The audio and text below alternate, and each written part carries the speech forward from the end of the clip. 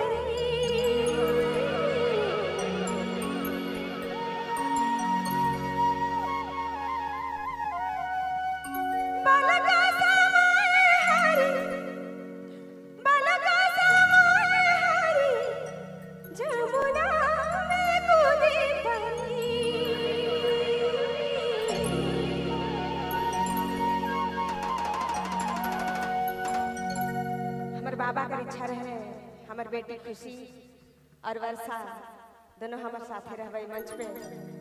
तो हमरे चाह दोनों बेटी के मंच पर बुलाए लगे खुशी जी और वर्षा जी थोड़ा मंच पर आने के कष्ट करेंगे।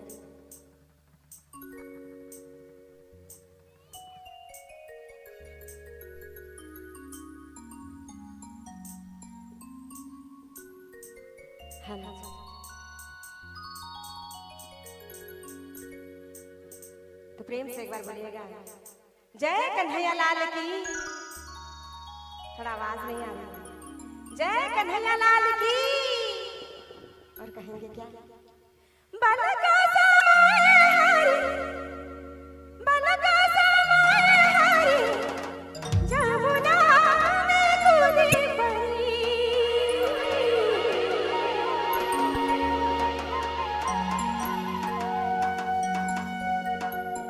धिंधीना ना धिंधीना जय हो ना धिंधीना ना धिंधीना ना धिंधीना ना धिंधीना धिनी दादा धैया कालिया कर धिनी चढ़ी नचता कन्हैया